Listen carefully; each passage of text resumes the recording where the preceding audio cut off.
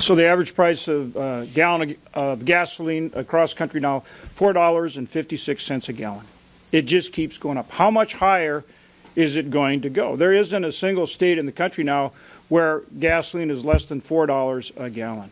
And if you want to buy diesel, add another dollar on top for a gallon of diesel. So North Dakota, my state, is a big energy producing state. But we're also a big ag state. Now think about what those prices mean for our farmers who are just now getting out in the field.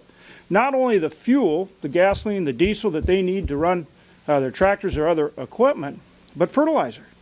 Look at what that's done, because fertilizer is very energy intensive, right? Okay, so not only is their fuel much higher, now their fertilizer, if they can even get it, that's much higher too. That puts a huge burden on the people that produce our food supply every single day. And that's not just a burden on our farmers and ranchers. What does that translate into?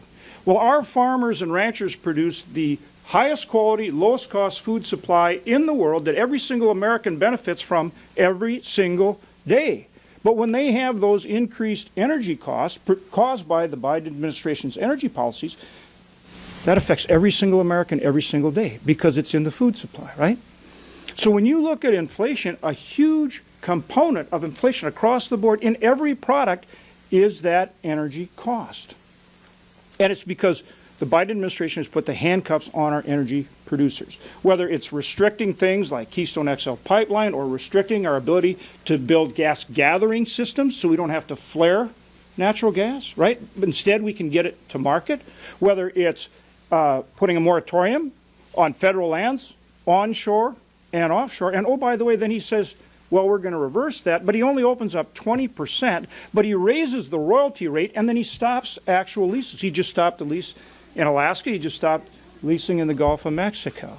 So that moratorium continues, but then the Biden administration says, well, no, just produce the leases you have. Well, the problem there is they're holding up the permits and the ability to produce those leases because of the blizzard of regulations and in the courts. So those leases then can't be produced either. So it's the regulatory burden they put out there as well. And then it not only affects us in terms of our economy, it's a national security issue. Our inability to permit LNG facilities means we can't get natural gas to our allies in Europe, in Western Europe.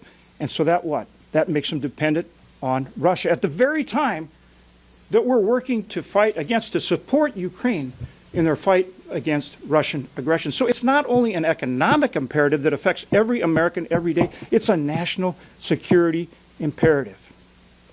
We need a change in this energy policy. We need a change in this energy policy right now for all those reasons and more. And that's why it's incumbent on all of us and people across this country to stand up and say, all right, Biden administration, enough of this.